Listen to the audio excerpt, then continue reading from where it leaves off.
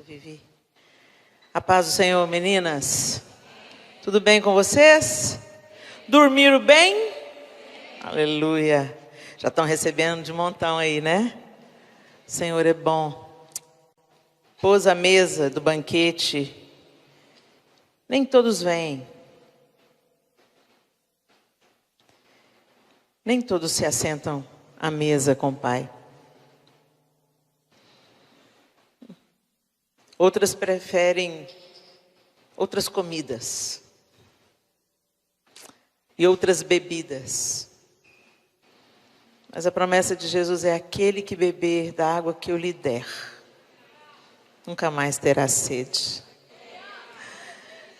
Ele é a fonte. Ontem, quando nós estávamos conversando aqui, numa palavra eu falei sobre, que se fala muito hoje de empoderamento feminino, né? Essa palavra está sendo bastante utilizada, empoderamento. E eu falei que empoderamento é você, como mulher, que vive numa sociedade que abusa mulheres, que mata mulheres, simplesmente pelo fato de serem mulheres. As injustiças, gente, elas não são invenção, não. Elas realmente acontecem, consequência da queda, do pecado, de um homem distanciado do seu Criador. Então, os abusos acontecem em todas as frentes e atingem também mulheres, né? Mas nunca foi esse o plano de Deus, nunca foi esse o propósito de Deus, e quem afirma que a Bíblia é um livro machista, nunca leu a Bíblia. Porque a gente vê o Senhor num franco trabalho de resgate da feminilidade, do feminino. Ele conta com Esther para salvar o seu povo. Ele levanta uma mulher, num contexto onde a mulher tinha pouco valor e voz, ele levanta Esther como influenciadora para mudar a situação do seu povo, salvar um povo inteiro do extermínio. Ele levanta Débora como uma juíza em Israel. O juiz é aquele que ocupava o lugar de liderança antes que o primeiro rei fosse ungido. Deus era o rei e ele confiava a sua missão aos juízes. E Deus levanta Débora. E Débora tinha um marido, ela era esposa de Lapidote, mas Deus chama Débora. Então, quem fala que a Bíblia é machista, gente, leu apenas o que interessava para fortalecer o seu argumento fraco. A Bíblia não é um livro machista. E não é sobre disputas de poder que a Bíblia trata. Essa é uma realidade também de uma sociedade débil, caída, distanciada do Criador. Deus deu poder para homens e Deus deu poder para as mulheres. Quando Ele cria a mulher, Ele mesmo decreta sobre a mulher uma palavra criadora que a levanta e a distingue. Ele fala: não é bom que o homem esteja só. Far-lhe-ei uma auxiliadora que lhe seja idônea. Aí a gente pega a palavra auxiliadora e coloca no nosso contexto do português. Mas no original, a palavra usada, traduzida como auxiliadora, é Ezer. E Ezer é a palavra que define ajuda militar, ajuda da mulher e a ajuda do próprio Deus. Então, a palavra Ezer é usada para designar a mulher no Antigo Testamento 2 vezes. 7 vezes para designar auxílio militar, a força de um exército. E 16 vezes para definir a força do próprio Deus, o auxílio bem presente na hora da angústia. Do Salmo 46 se refere ao próprio Deus. Então, não tem nada a ver com de segunda categoria. Mas Deus deu a liderança do lar para o homem. Por quê? Porque Ele sabe o que faz, querida.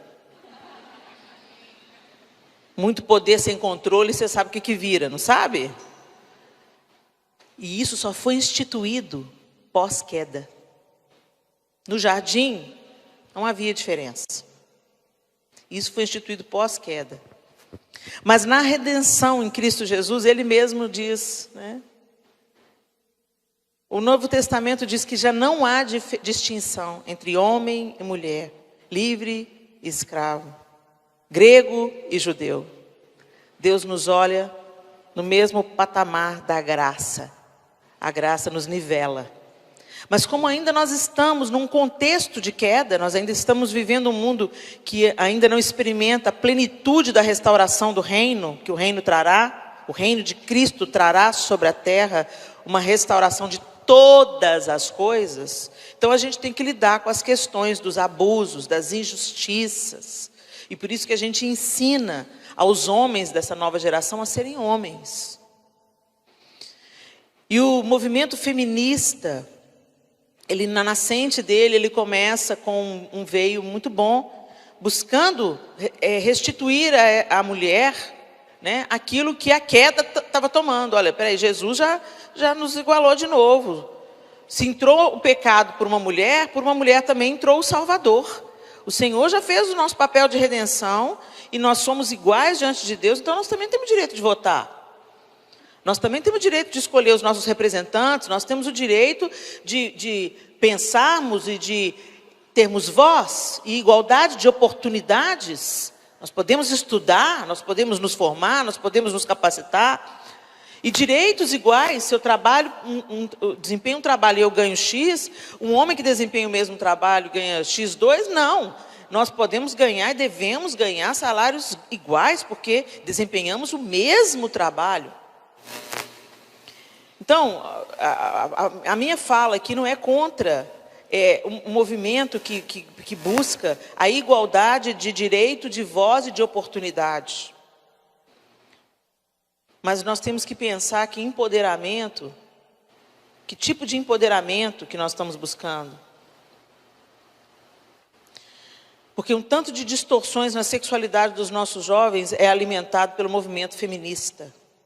O movimento feminista defende o direito ao assassinato de bebês, que é o aborto.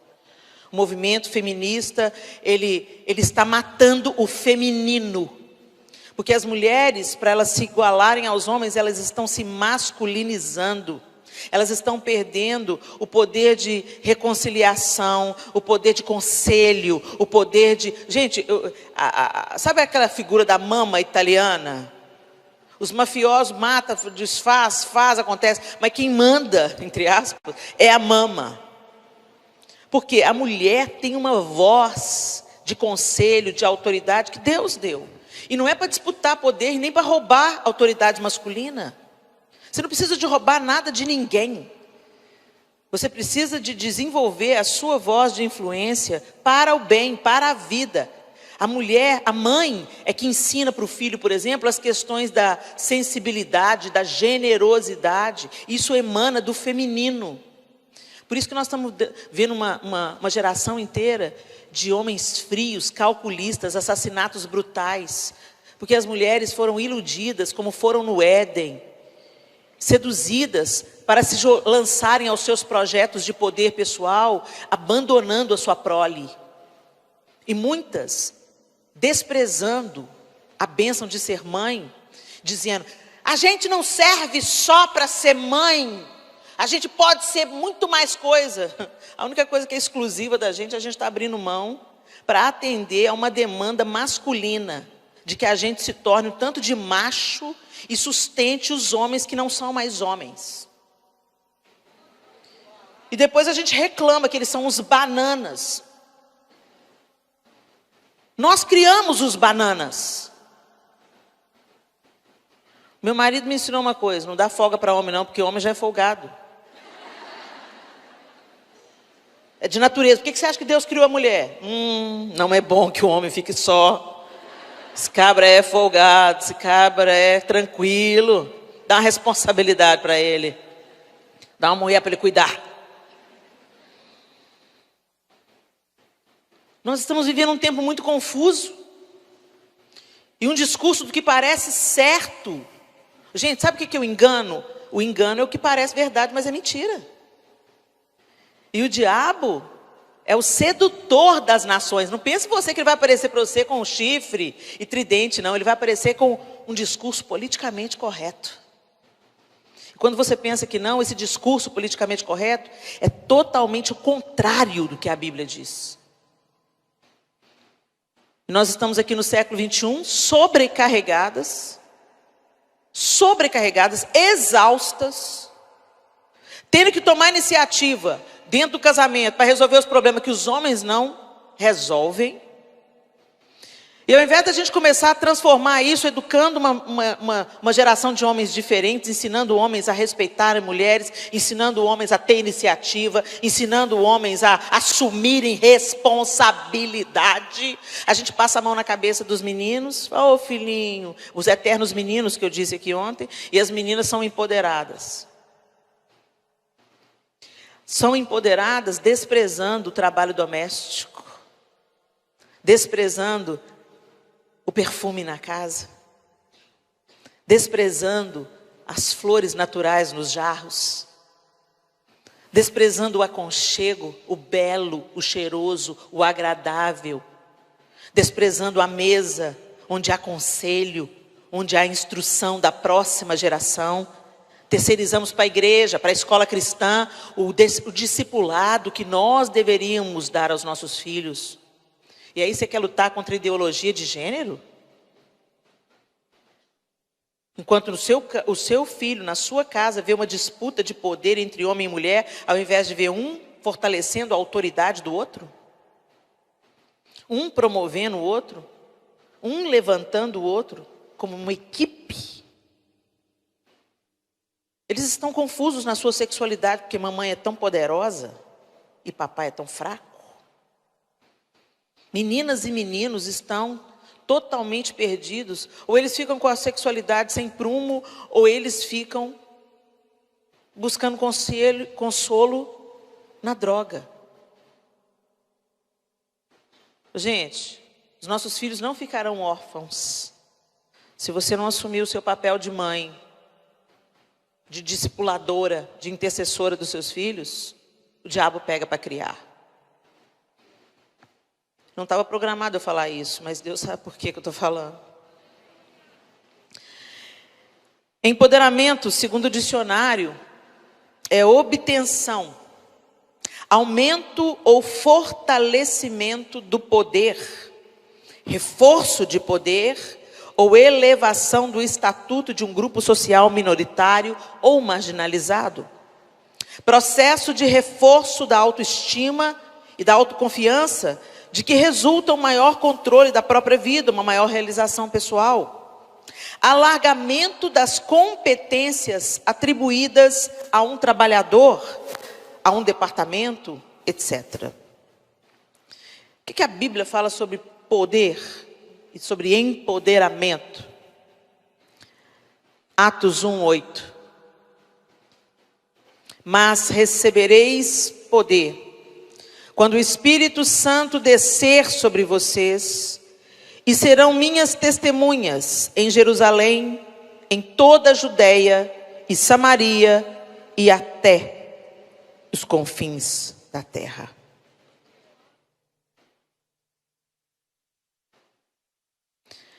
O poder que a Bíblia trata é que nós seríamos capacitados por Deus de um poder vindo do alto.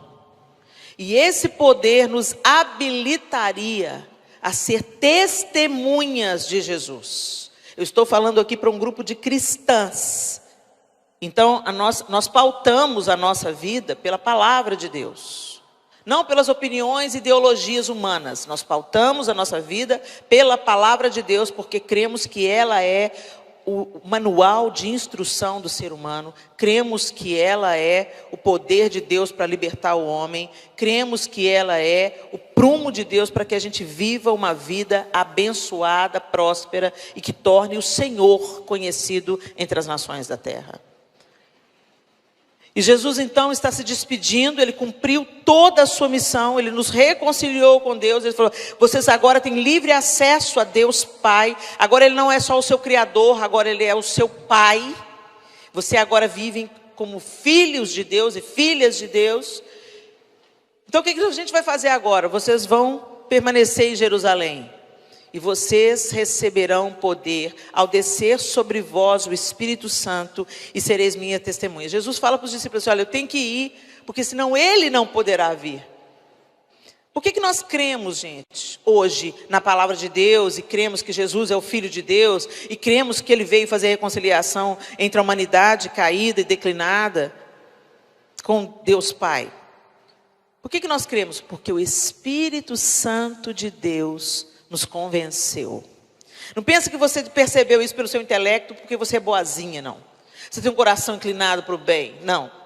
O Espírito Santo de Deus te convenceu. Você recebeu a palavra do Evangelho por alguém que falou para você, por alguém que te convidou para o culto, por alguém que orou por você. Você recebeu a semente e quem fez essa semente florescer e frutificar no seu coração, te convencendo da justiça, do pecado e do juízo, foi o Espírito Santo.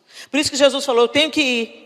É tanta coisa, gente, que até ali eles receberem poder, muitas coisas estavam desconectadas na mente dos discípulos. Eles tinham ouvido tanto ensino de Jesus, mas algumas coisas para os discípulos não fazia sentido, não encaixava. Tanto é que você vê esses 12 homens oscilando em tantas atitudes. Pedro no momento fala, é claro que o Senhor não vai morrer, se for preciso a gente morre no seu lugar, Jesus. Daqui a pouco Pedro está negando Jesus.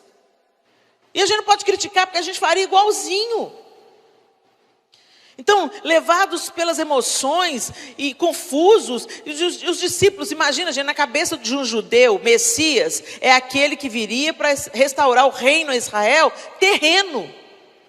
Messias, na cabeça de um judeu, do judaísmo, até hoje eles estão esperando o Messias. Por quê? Porque Jesus não restaurou. Eles querem um rei político. Um Messias político, que vai colocar Israel novamente no topo das nações, a potência número 1. É isso que eles esperam. Que o reino de Salomão tornou Israel conhecido no seu governo, em todo o mundo antigo. É isso que eles esperam. E Jesus não encaixou nesse modelo, então mata. Então na cabeça dos judeus que o seguiam, aqueles 12 homens, é uma confusão, mas peraí, ele é o Messias, a gente viu ele acalmando o mar, a gente viu ele ressuscitando mortos, ele vem da parte de Deus, ele é o Messias esperado, mas ele não quer poder, ele não quer governo político, as coisas não encaixavam, não casavam. E naquela época que Jesus se levantou, muitos outros líderes e Messias se levantaram, e aí os discípulos iam atrás, mas aí o cara morria, não era ele, não, morreu, vamos para outro. Qual que é o próximo Messias? Esse aqui tem jeito de ser o verdadeiro. Era assim que era o comportamento. Por isso que aqueles discípulos no caminho de Emaús estavam indo embora de Jerusalém. Porque Jesus morreu. Tinha os 12, mas tinham outros, né? Tinham outros discípulos. Os 12 eram os mais chegados, e dentre os 12 mais chegados, 4 mais próximos. E aí 2 desses discípulos de Jesus estavam descendo para Emaús desolado. Pois é, morreu, né? E Jesus do lado deles. E aí, o que aconteceu? Onde você estava, rapaz? Não está entendendo o que está acontecendo em Jerusalém nesses dias, não?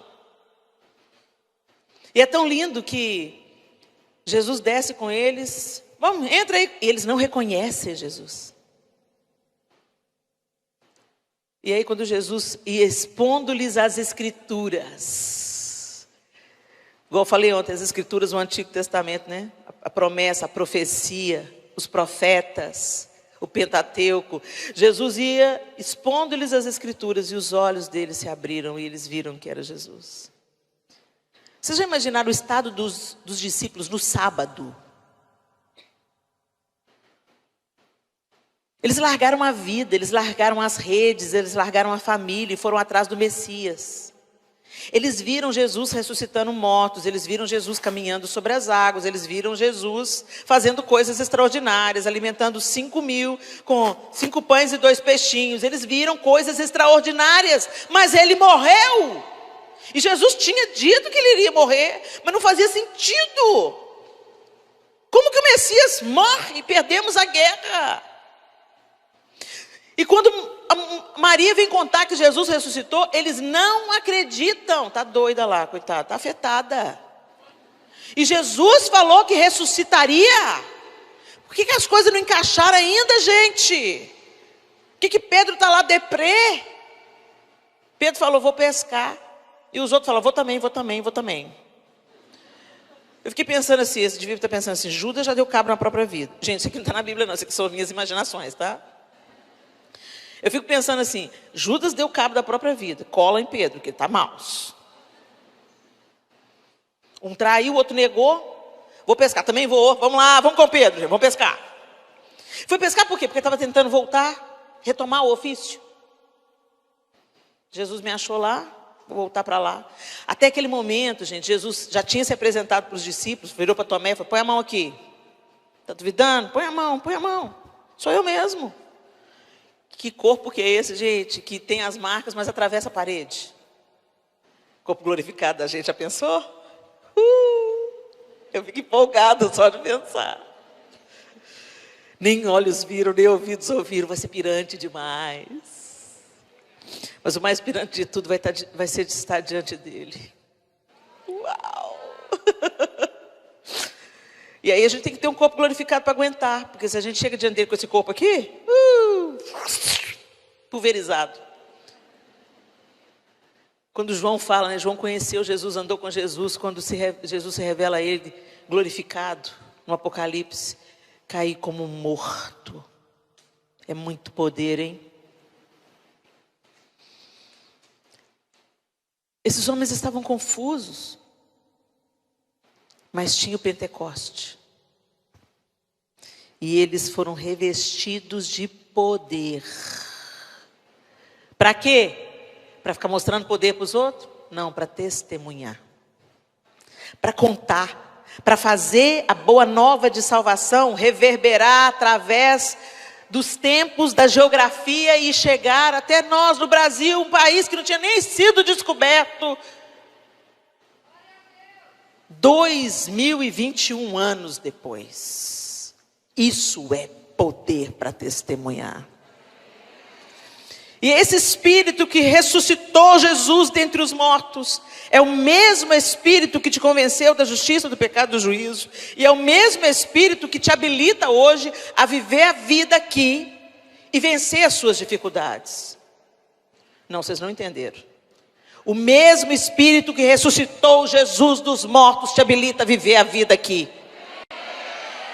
Então para de dar desculpa, eu não posso, eu não consigo, eu não vou, eu não tenho. Não consegue mesmo não, você é fraca.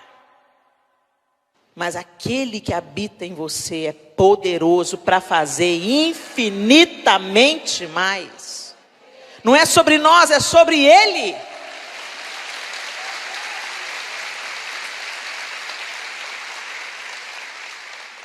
E em Lucas 24, 46... o texto diz assim: então lhes abriu o entendimento para compreenderem as Escrituras e lhes disse: assim está escrito que o Cristo havia de padecer e ressuscitar dentre os mortos no terceiro dia, e que em seu nome se pregasse arrependimento para remissão de pecados a todas as nações, começando de Jerusalém. Vós sois testemunhas destas coisas. Eis que envio sobre vós a promessa de meu Pai. Permanecei, pois, na cidade, até que do alto sejais revestidos de poder. Então Jesus está se despedindo dos discípulos e falando para eles: entendam o bastão que eu estou passando para vocês agora. Estava escrito o quê? Que o Cristo viria e que Ele haveria de padecer e de ressuscitar no terceiro dia, e que vocês iriam tornar isso conhecido em todas as nações, as que já existem e aquelas que hão de ser descobertas. Olha que piração isso, gente. Então vocês vão ficar aqui em Jerusalém, vocês não vão se dispersar, até que do alto vocês sejam revestidos de poder. Eu quero dizer para vocês nessa manhã o que o Espírito Santo faz conosco. O Espírito Santo de Deus nos regenera. Em João 3, 5 a 7 diz assim: respondeu Jesus: em verdade te digo, quem não nascer da água e do Espírito não pode entrar no reino de Deus. O que é nascido da carne é carne, e o que é nascido do Espírito é Espírito. Não te admires de eu te dizer, importa-vos nascer de novo. Como eu estava dizendo, nós estamos aqui hoje pelo poder do Espírito. Fomos convencidas pelo poder do Espírito. E nascemos de novo pela atuação do Espírito, que comunicou ao nosso espírito a necessidade de reconciliação com Deus. Aceitamos a essa redenção, cremos no sacrifício redentivo de Jesus Cristo e nos apropriamos dele mediante a fé. Recebemos de graça o que Deus manifestou a nós pelo seu Filho e não temos nada em nós mesmos que nos faça merecedoras dessa graça, mas recebemos mediante a fé. O Espírito de Deus te regenerou, fez de novo, você nasceu de novo e agora você não vive mais conforme a carne, mas pelo Espírito. Você pode dizer um amém? O Espírito de Deus nos convence, mas eu vos digo a verdade, João 16, 7-8. Convém-vos que eu vá, porque se eu não for, o Consolador não virá para vós outros. Se porém eu for, eu vou-lo enviarei. Quando ele vier, convencerá o mundo do pecado, da justiça e do juízo. Você hoje é convencido do seu pecado pelo Espírito. Quando a gente estava aqui ontem falando sobre inveja, algumas mulheres estavam chorando. Algumas mulheres, mesmo elas estando de máscara, a expressão delas dizia: Senhor, eu preciso da sua libertação, eu estou exausta, eu não aguento mais carregar esse pecado. Essa obra não foi a minha palavra que promoveu. Foi a palavra de Deus que nos exorta. Então a semente é plantada e é ativada pelo poder do Espírito. Então o Espírito fala com você aí, ó, vamos consertar? Aí a palavra para você, hashtag fica a dica, essa é a sua hora, chegou. Vai para o arrependimento agora, porque Deus tem vida para você. Essa obra é o professor Espírito Santo que faz, ele convence. Ele nos concede dons. 1 Coríntios 12, 4-7. Ora, os dons são diversos, mas o Espírito é o mesmo. E também há diversidade nos serviços, mas o Senhor é o mesmo. E há diversidade nas realizações, mas o mesmo Deus é quem opera tudo em todos. A manifestação do Espírito é concedida a cada um visando a um fim proveitoso. Para de se comparar. Deus tem um dom para cada um, um serviço para cada um, uma maneira de manifestar, e é tudo sobre Ele. Não é sobre nós. Nós vamos passar como a névoa. A Vivi bem falou aqui, que daqui, quantos anos que você falou, Vivi? Daqui 50 anos, gente. A não ser que o Senhor me faça viver até os 103. Eu já vou estar sendo promovida. Eu espero que eu seja promovida em vida, né? Que de repente o céu rasga, eu, a trombeta tocando, eu, uhul! Mas se não for, vou me encontrar com Ele.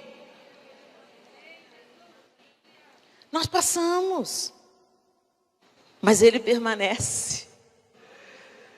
Homens como Billy Graham, homens como Reinhard Bonke, agora Paul Yang-Shu, homens que marcaram a sua geração, voltaram para casa. Mas o legado deles está aí reverberando. Mas qual é o legado deles? A palavra de Deus anunciada. Não é sobre eles, não é sobre o Billy Graham, não é sobre o Paul. Eles são homens que nos inspiraram, sim, são gigantes da fé. Mas o gigante mesmo é o Senhor. Então, Ele opera em cada uma de nós de um jeito singular. E o texto aqui de Coríntios está dizendo muito claro. Há diversidade nos serviços. Uns estão com o microfone na mão, outros estão com a vassoura. E eu não sou melhor porque eu estou. Se perigar, quem está com a vassoura entra primeiro. Porque Jesus falou o quê? Que naquele grande dia, muitos últimos serão primeiros. E muitos primeiros serão últimos. Porque o Senhor não é impressionável pelo nosso status humano. O que toca o coração de Jesus, o que chamava a atenção de Jesus. Gente, dá uma olhada. Zaqueu era corrupto, gente, safado, sem vergonha. Porque o cobrador de impostos no judaísmo era traidor da pátria. Ele era judeu, mas trabalhava para o Império Romano, assassino. Então assim, diante dos judeus, Zaqueu era podre. O traidor da pátria, a escória. Você está roubando da gente para dar para Roma. E Jesus fala: Zaqueu, partiu almoçar na sua casa. Esse é Jesus. Mas ele não se tornou um Zaqueu. Tem muita gente que às vezes fala assim que para eu pregar o evangelho, eu tenho que fazer o que o outro está fazendo. Não. Eu tenho que ir no ambiente do outro, eu tenho que estar com o outro, eu tenho que sentar com o outro à mesa. Eu tenho que entender que o outro é tão amado por Deus quanto eu sou. Eu não sou superior a ele, porque eu já tive esclarecimento pelo poder do Espírito da redenção. Eu não sou melhor. A graça funcionou na minha vida já e é para tornar o outro conhecido. Mas Jesus não precisou de se tornar um cobrador de impostos, ladrão e safado, para pregar o evangelho.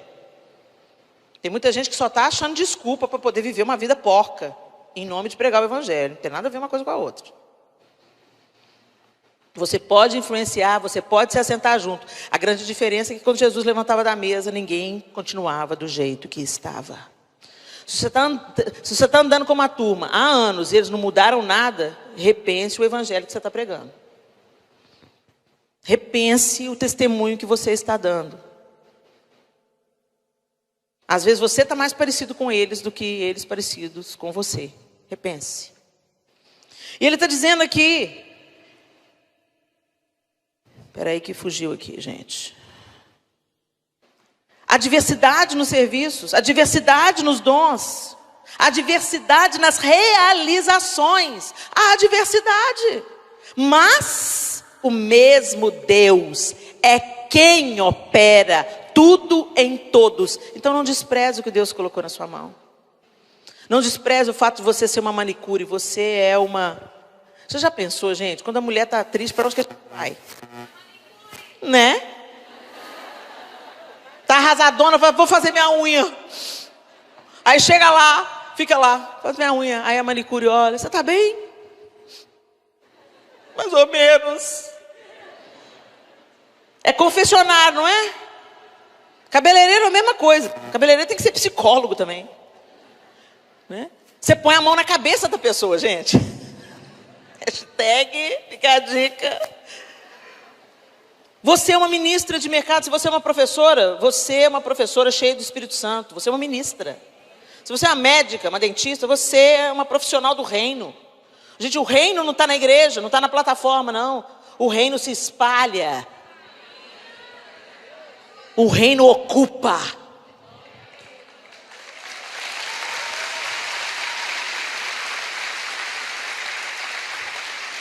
E é o Espírito Santo que te concede e que ativa o seu serviço, a sua vocação, aquilo que você sabe fazer, aquilo que você faz com fluidez, aquilo que você se preparou, aquilo que você se aperfeiçoou. Não se gaba disso não, glória a Deus. Foi Deus que te deu inteligência. Entendeu que a gente não pode se gabar de nada, gente? O orgulho da gente tem que ser, colocar debaixo dos pés. Jesus nos ensinou, ele sendo Deus, não julgou por usurpação o ser igual a Deus, antes a si mesmo se esvaziou, assumindo a forma de servo. Mas a gente está querendo ser grande na terra. Vai ser grande na terra. A terra come o que ela enaltece. Os vermes comem o que levanta. Que a gente repense, deixe o Espírito Santo se derramar através de nós. O Espírito testifica que somos filhas de Deus. E porque vós sois filhos, enviou Deus ao nosso coração o Espírito de seu Filho, que clama: Abba, Pai. De sorte que já não és escravo, porém filho, também herdeiro de Deus. Gente, já parou para pensar nisso, que ser herdeira de Deus? Se sou filho, sou herdeiro e tenho o Espírito de Deus, que me guia na verdade a receber a minha herança no céu, em Cristo Jesus. É isso, nós somos herdeiras de Deus, co-herdeiras com Cristo. Mas a gente não age como herdeiro. O herdeiro, gente, entende o seguinte: o que eu preciso, meu pai vai me dar. E o que eu não preciso, ele não vai me dar. E está tudo bem. Ele vai te dar o que você precisa para percorrer a sua jornada. E muitas coisas, gente, ele não vai nos dar para o nosso próprio bem. Quem me acompanha há muito tempo, aí já conhece a história do Arthur, né? Da faca. Oh, meu Deus, como Deus me ensinou naquele dia. Então, os meus 4 filhos na mesa, a hora do lanche, todos eles pequenos, a Clara era maior, a Clara tinha 8 anos de idade. Sofia era bebê, recém-nascido. E Arthur viu a Clara passando manteiga no pão dela na hora do lanche e falou assim: eu quero a faca. Eu falei: não, Arthur, dá aqui, mamãe passa manteiga. Eu quero a faca. Não, Arthur, você não pode ter a faca. A Clarinha tem a faca, eu quero a faca. E começou a fazer uma birra, desceu da cadeira, deitou no chão. E o Arthur, não pode ter a faca, Arthur. Você não tem coordenação motora para ter a faca, Arthur. Para a birra, dá aquela olhada, tipo assim: o que ela está falando?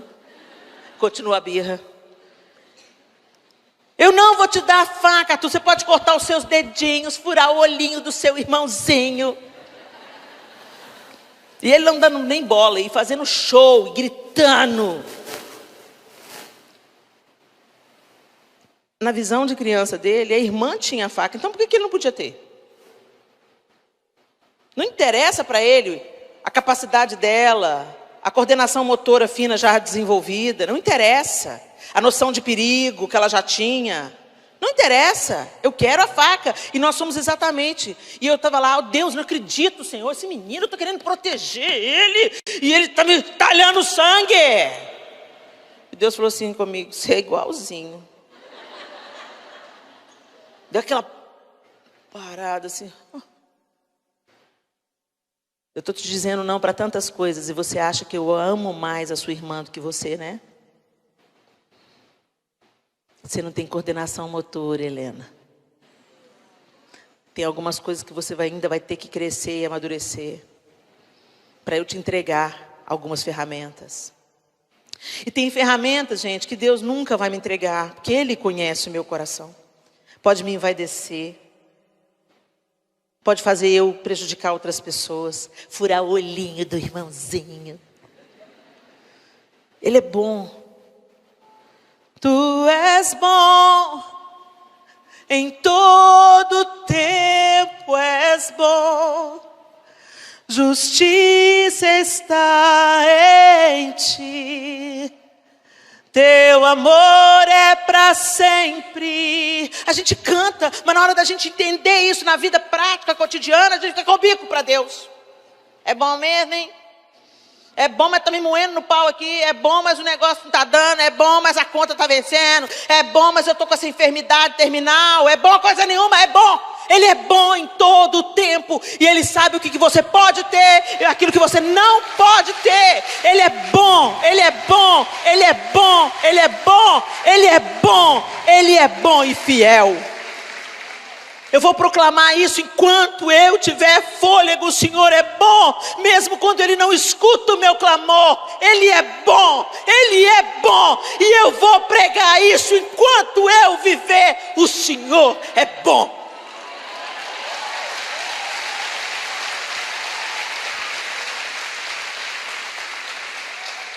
Quantas vezes o diabo vem, ele é bom, Helena? Então por que ele não escuta o seu clamor? Por que ele não enxuga as suas lágrimas? Satanás, você não entendeu? Eu não amo a Deus por aquilo que Ele me dá. Eu amo a Deus por quem Ele é. A minha vida pode estar detonada. Não interessa. Se a minha vida estiver toda quebrada, Ele vai pegar os meus cacos e vai transformar isso em vida na vida de outras mulheres, outras pessoas. Não é sobre mim, Satanás. Você não está entendendo? Se eu morrer, eu sou de Jesus. Eu sou de Jesus. Eu sou de Jesus. Eu sou de Jesus. Se eu viver, é Cristo. Se eu morrer, é lucro. Não vem com seus enganos. Não vem com as suas mentiras que parecem verdades. O Senhor já provou o seu amor para conosco, por ter Cristo morrido na cruz, sendo nós ainda pecadores. Ele não me poupou, o único filho que ele tinha. Quem sou eu para levantar minha voz para questionar qualquer coisa? Ele é Deus, Ele é bom, Ele é fiel. E a minha força emana de saber que Ele é bom. A gente tem que entender isso, gente. O Senhor nunca falou que ia ser fácil. Ele não enganou ninguém, não. A gente é que se autoilude através dos conceitos que a gente cria sobre Deus. Estou decepcionada com Deus da Bíblia não. Você está decepcionada com o Deusinho que você criou dentro da sua caixinha craniana, newtoniana. A palavra de Deus diz que Ele é fiel, que Ele não só nega bem nenhum aos seus filhos, que Ele não vai dar cobra no lugar de peixe, que Ele não vai dar pedra em lugar de pão, e que Ele vai nos sustentar em cada dia da nossa vida, e enquanto estivermos passando pelo vale, Ele estará conosco, nós não estaremos sozinhos. Ele falou, no mundo vocês terão aflições, mas tem de bom ânimo, eu venci, vocês vão vencer também. Essa história tem um fim, esse vale não é eterno, vocês estão atravessando o deserto, mas Canaã vem aí, a terra que mana leite e mel vem aí. E o Senhor é tão lindo, gente, que nessa jornada Ele leva a gente para o vale, Ele está conosco no vale, mas de vez em quando Ele traz um refrigério. Quantos refrigérios eu recebo? Mas às vezes a gente põe mais na conta o que ainda não aconteceu do jeito que a gente quer. Para de ver o pontinho preto no meio do lençol branco. Tem um lençol branco imenso, e a gente vê lá o pontinho pintado com carvão no meio do lençol. Começa a ver as benevolências do Senhor, as misericórdias que se renovam todos os dias. Eu estou andando aqui, eu estou com saúde, eu estou podendo comunicar a vocês o que eu quero comunicar. Eu tenho um marido maravilhoso, eu tenho filhos maravilhosos, cada um no seu processo, cada um vivendo o seu tempo. Algumas aflições, algumas angústias, algumas lágrimas, mas certamente eu tenho muito mais bênçãos para contar. Mas a gente foca na dor. A gente foca naquilo que não tem, enquanto Deus tem nos dado tanto. Deixa o Espírito Santo ajustar esse olhar. Em nome de Jesus. É esse poder que opera em nós e que nos faz testificar que somos filhas de Deus. E não precisamos de viver como mendigas espirituais. Vivamos como filhas. Meu Pai sabe o que é melhor para mim, Ele sabe o que eu posso, o que eu não posso, e eu vou vivendo alegremente, confiando na bênção do Senhor. O Espírito Santo nos conduz. Gálatas 5, 18 a 25, esse é mais longo. Mas se sois guiados pelo Espírito, não estáis sob a lei.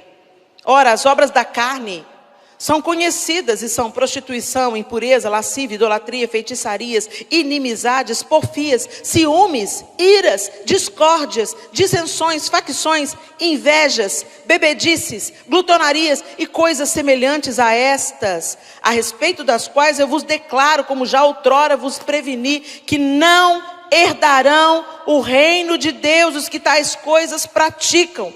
Mas o fruto do Espírito é amor, alegria, paz, longanimidade, benignidade, bondade, fidelidade, mansidão, domínio próprio. Contra estas coisas não há lei. E os que são de Cristo Jesus crucificaram a carne com as suas paixões e concupiscências. Se vivemos no Espírito, andemos também no Espírito.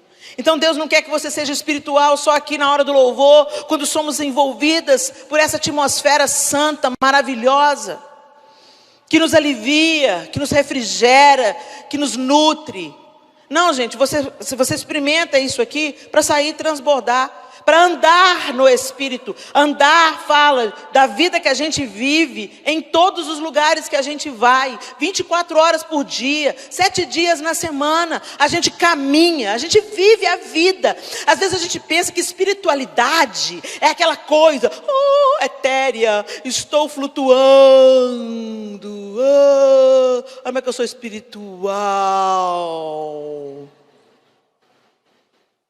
A espiritualidade de Jesus, sentado na mesa, comendo com os discípulos, sem lavar a mão ainda por cima. A espiritualidade de Jesus, escrevendo na areia, mulher adulta. Gente, quando eu penso na história da mulher adulta, eu fico pensando que ela vinha gritando, coitada, desesperada, ela sabia que ela ia morrer. Ou ela estava gritando desesperada, ou ela estava naquele silêncio que precede a morte. Eu imagino ela seminua, porque ela foi pega em flagrante adultério. Eles armaram para ela, porque trouxeram só a mulher, não trouxeram o homem. E o crime era para punir os dois. O texto diz que os fariseus estavam colocando Jesus à prova. Armaram a situação, ela caiu como um pato, foi arrancada provavelmente da cama. Mal deve ter tido tempo de pegar uns lençóis lá, eu imagino. Eu imagino também, eu li um livro, Jesus e as Mulheres, e a autora dá essa perspectiva, e é a cara de Jesus, né? Talvez ele tenha ido escrever no chão para trazer os olhares confusos para ele, enquanto ela se recompunha. A cara de Jesus fazer isso, não é não? A irmã está meio pelada. Aqui, todo mundo olha para mim. Cara de Jesus. Enquanto isso, o coraçãozinho dela vai desacelerando, ela puxa um lençol aqui, puxa outro lençol aqui, tampa os peitos. Vamos embora. Cara de Jesus isso. A gente não sabe que foi isso que aconteceu, mas que é parecido com ele é. E aí ele fala, ok, quem aí não tem pecado pode começar, vamos executar a sentença, mas tem que começar com quem não tem pecado. Adoro. Adoro. Pluc, pluc, pluc, pluc. Pedras ao chão. Caras compridas. Jesus é lindo. Jesus é lindo.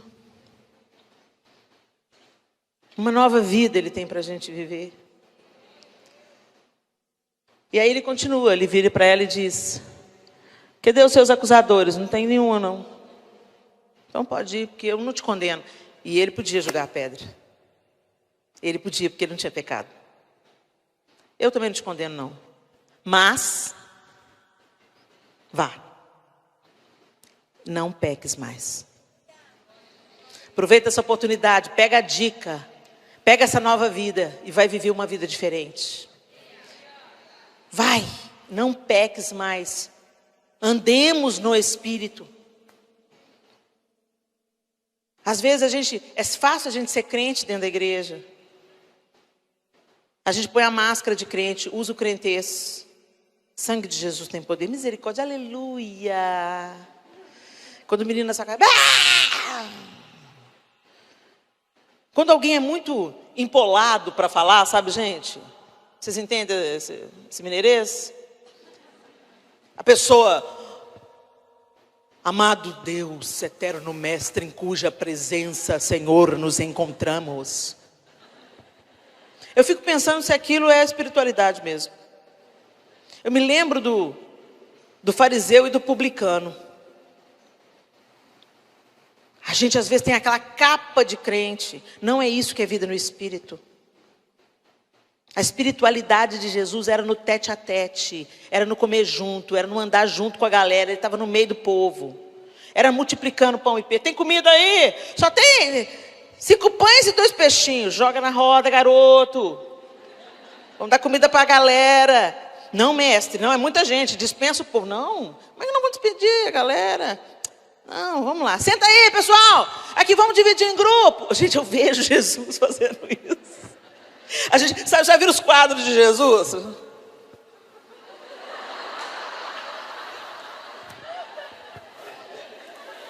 Pensa comigo, gente. Vocês acham que criança ia ficar querendo pôr a mão em Jesus se ele tivesse a cara assim?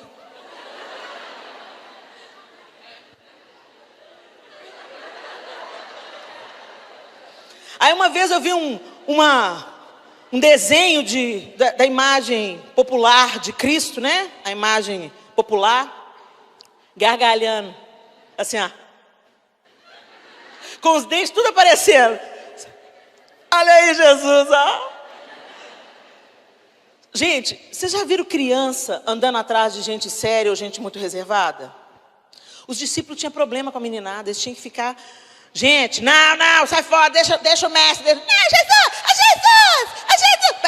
Para lá, Marizinha, essa menina, pega ela aí, Pedro, passou por debaixo das minhas pernas, Judas. Oh, meu Deus do céu. Olha lá, já está no colo do mestre. Jesus veio, deixai vir a mim os pequeninos. Deixai vir a mim os pequeninos. Vocês imaginam isso?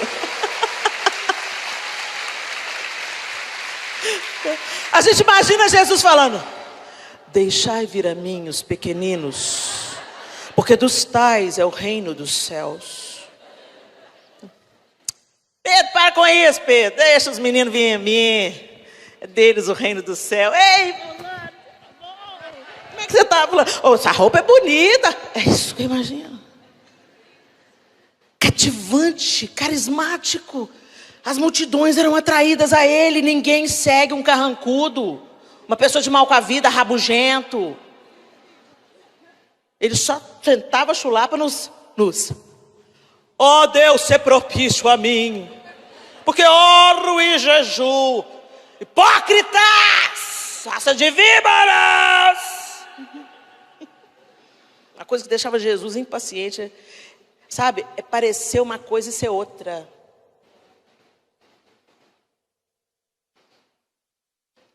Jesus é a expressão do amor de Deus. Eu fico imaginando os olhos dele.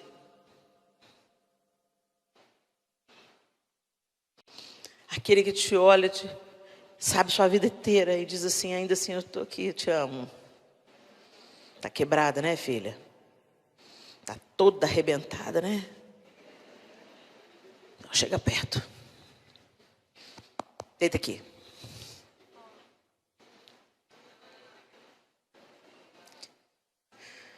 Ele resiste ao soberbo, mas aos humildes ele concede graça. Ele não despreza o quebrantado e contrito de coração. Não anda na carne, anda no Espírito. Vivam no Espírito. O Espírito de Deus nos habilita a viver no Espírito. Ontem o pastor Telmo vinha compartilhando com a gente que ele aprendeu uma lição com o Judson. O Judson é uma referência para eles e para nós também. E o Judson falou com o pastor Telmo, não sei se ele já compartilhou isso com vocês, mas ele compartilhou conosco ontem, que o Judson falou: Telmo, conversa com as pessoas. A gente se fecha no nosso gueto gospel. A gente só ama quem pensa como a gente. E a Bíblia fala: que glória que tem nisso. Até os fariseus fazem o mesmo. Que glória que tem nisso, de você ficar amando quem te ama, tratando bem quem te trata bem, junto com seus pares. O prumo que Jesus deixou para a gente é: como eu vos amei, que vos ameis uns aos outros. E Jesus não me amou quando eu estava digna de amor. Não sou digna até hoje do amor dele. Jesus não me amou quando eu já compreendia o amor dele. Jesus não me amou quando eu já correspondia ao amor dele. Ele me amou quando eu estava podre. E o prumo que ele colocou para a gente é: do jeito que eu amei vocês, amo o outro. Sabe por que nós somos chamados de homofóbicos? Porque muitas vezes somos. Sangue de Jesus, olha o traveco. Queima, Senhor. Sela com a sua salvação, Senhor. Manda o evangelista, Senhor. Às vezes a gente passa pela Cracolândia e fala assim: ô Senhor, vem em resgate desse povo. O resgate desse povo se chama igreja. Vai lá você. Do mesmo jeito que eu vim e eu habitei entre vocês e eu resgatei vocês, agora é a sua vez, igreja. Vai lá, infiltra lá no meio e muda aquilo lá. Ama como eu amei. A gente fica pedindo para Deus fazer o que é para a gente fazer. Ele já ressuscitou Lázaro, mas alguém tem que remover a pedra. E como igreja, às vezes a gente ocupa o lugar de, vou ficar observando. Ô Jesus, manda ali, faça isso, faça aquilo. Tem coisa, gente, que é o sobrenatural mesmo, só pode vir da mão de Deus. Mas tem coisa que você tem que ir lá e pôr a mão. Tem que ir lá e abraçar. Tem que pôr para dentro da sua casa. Tem que mexer no seu bolso, sabe? É se envolver. Jesus não mandou entregar folheto, ele mandou fazer discípulo.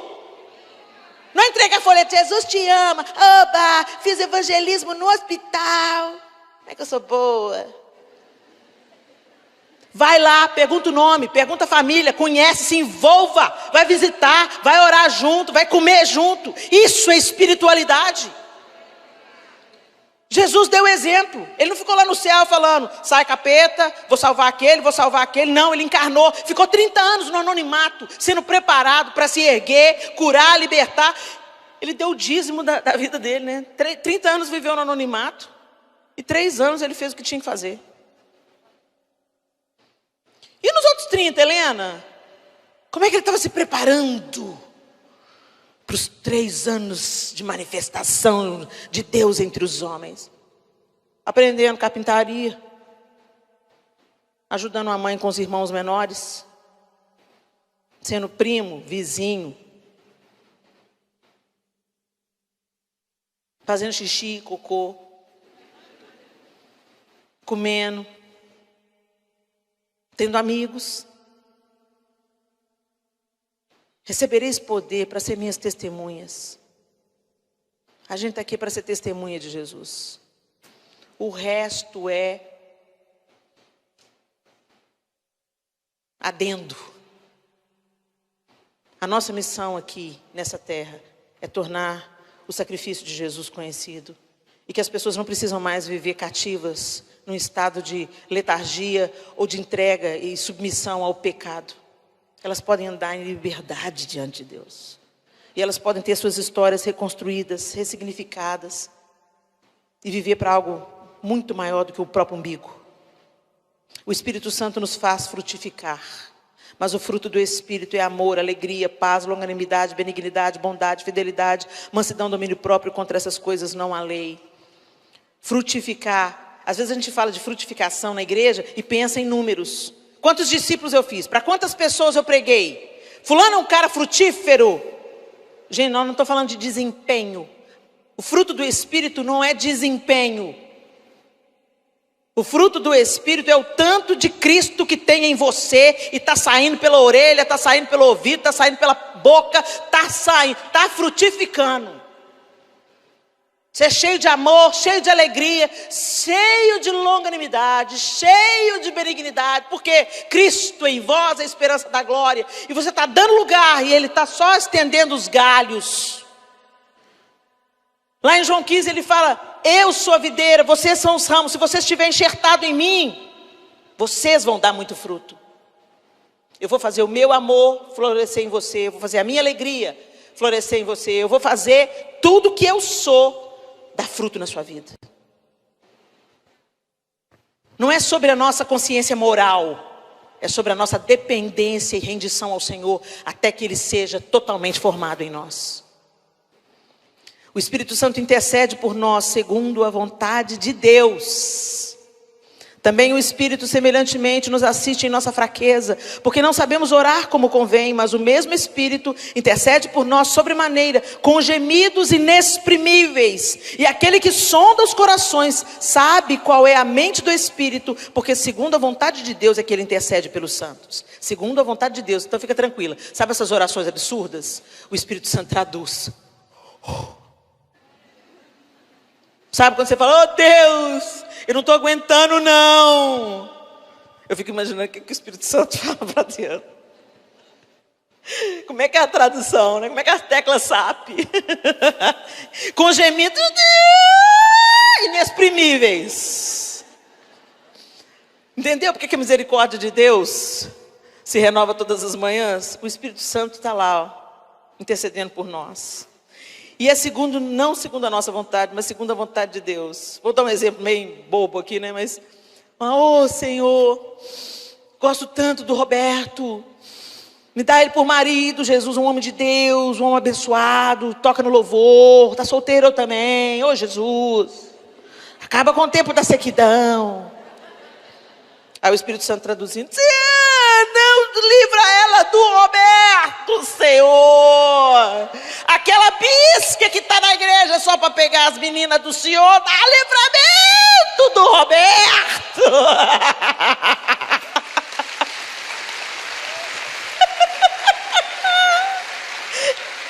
Porque o que a palavra diz é que ele intercede segundo a vontade de Deus. Isso é grande livramento. Ô, gente, o João Lúcio. Oh, Deus, obrigado pelo João Lúcio, Jesus. Eu orei por... Gente, é com muita tristeza no meu coração. A gente está falando de uma coisa engraçada, mas é com muita tristeza no meu coração que eu falo isso. Outro dia eu estava fazendo uma avaliação.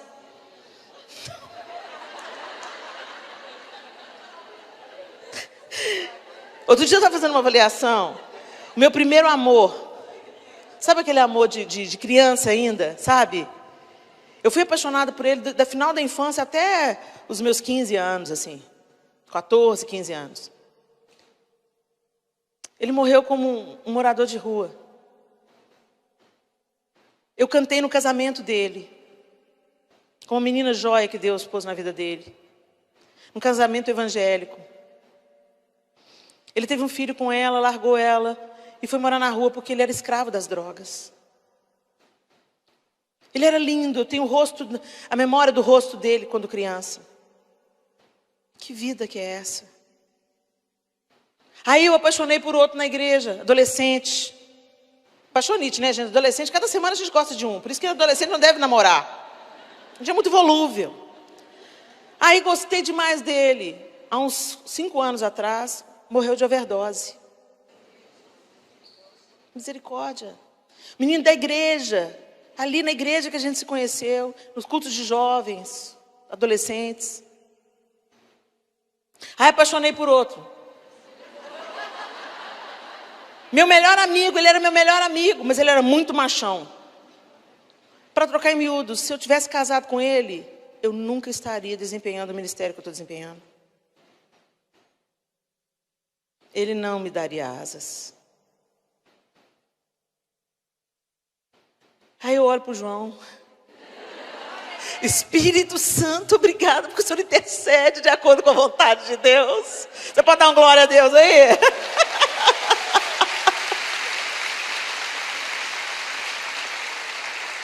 A tampa do meu balaio. Só podia ser você entre milhares.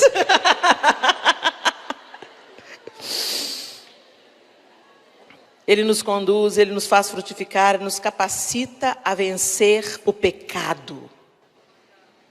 Porque se viverdes segundo a carne, caminhais para a morte.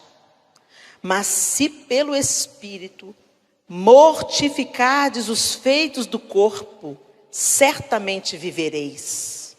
Pois todos os que são guiados pelo Espírito de Deus são filhos de Deus. Você não é mais escrava do pecado. Às vezes a gente pede de Deus tantas coisas, né? Culto da vitória. Aí você vem para o culto da vitória. Oh Deus, libera aquele documento que está preso. Oh Deus, libera aquele processo para eu receber o meu direito. Oh Deus, eu estou com um projeto de uma casa nova. Oh Senhor, estou precisando trocar o carro. Gente, a vitória verdadeira é: Senhor, me liberta da inveja. Senhor, me arranca os ciúmes. Senhor, me ajuda, me dá estratégia para vencer a minha língua grande, desgraçada, que está me trazendo tanto fruto de morte, porque eu abro minha boca, falo bobagem, depois eu vou ter que comer do fruto da minha palavra. Senhor, põe um guarda na minha boca, me ajuda. Espírito Santo, toca uma trombeta dentro de mim quando eu abrir minha boca grande para fofocar. A gente não busca isso, gente, é isso que é precioso, é isso que nos traz vida e vida em abundância e vida plena. A gente vencendo as debilidades do nosso caráter.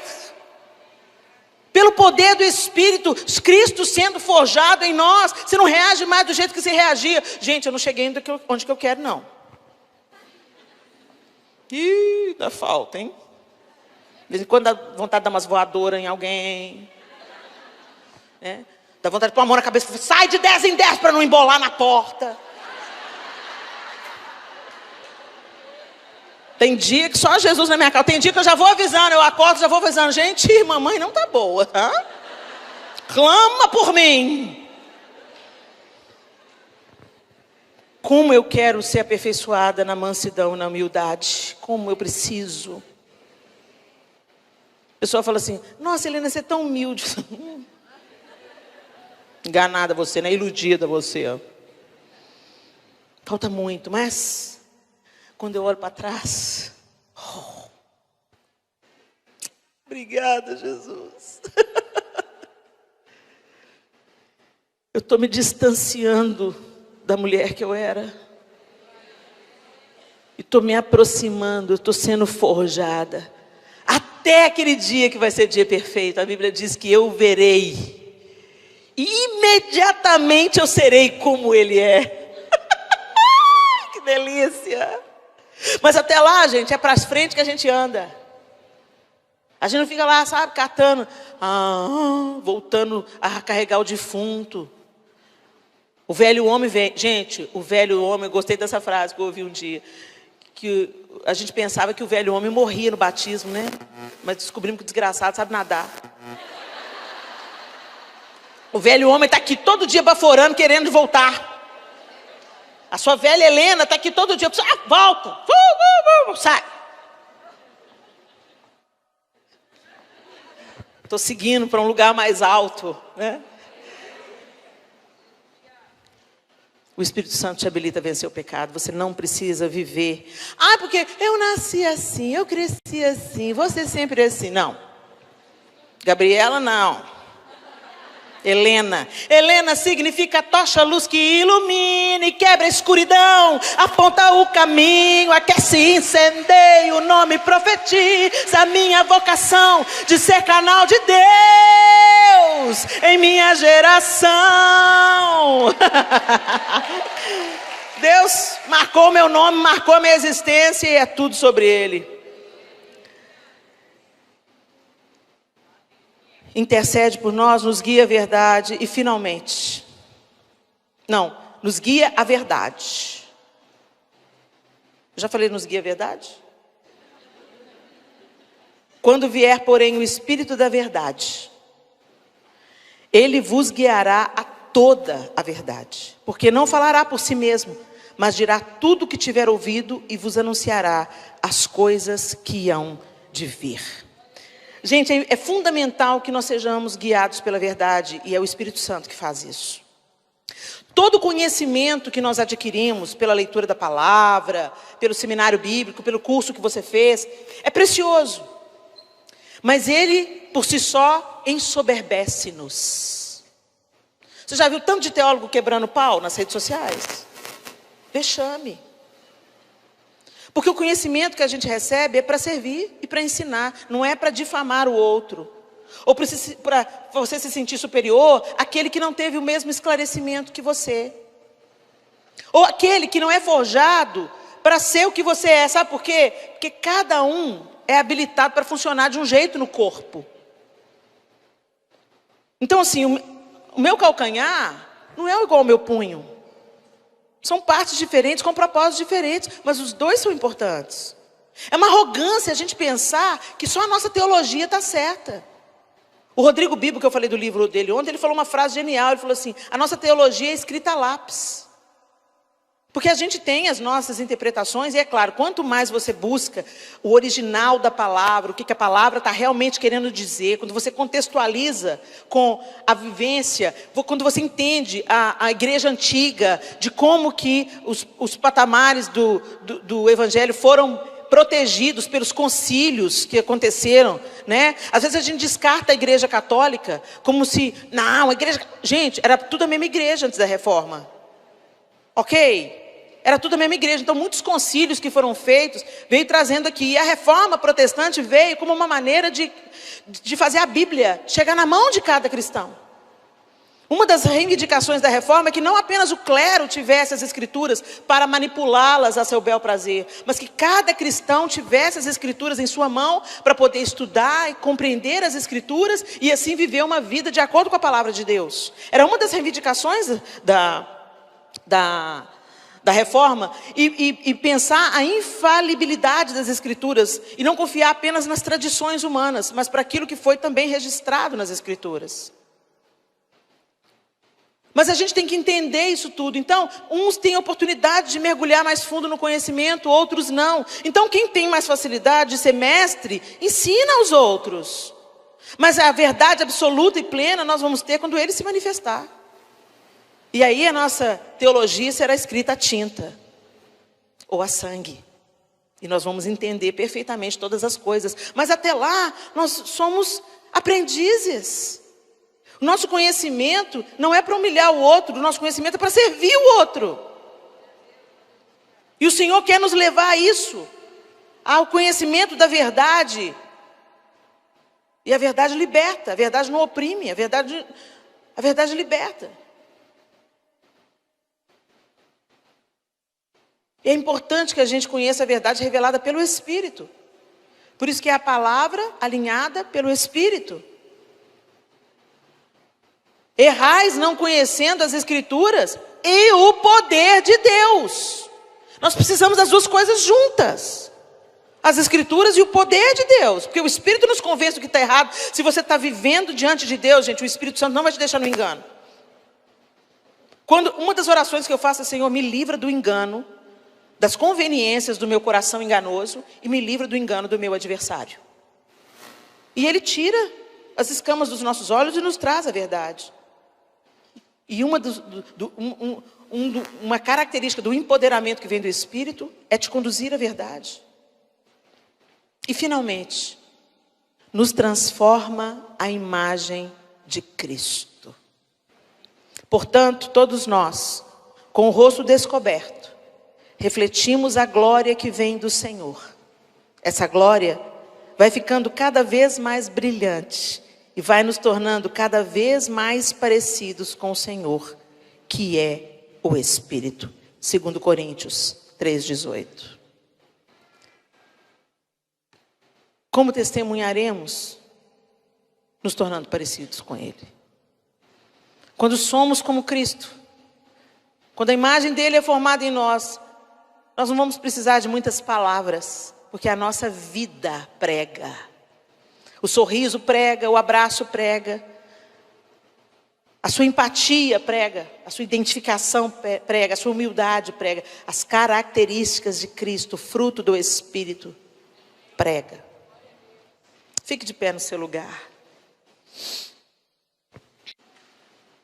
Feche os seus olhos. E ore ao Senhor: Senhor, eu quero andar pelo Espírito. Eu quero viver pelo Teu Espírito. Eu preciso que o Senhor me ensine. Que o Senhor aqueça o meu coração. E que o Senhor me faça compreender qual é o meu propósito aqui. Eu estou aqui para testemunhar. Eu recebi poder para testemunhar.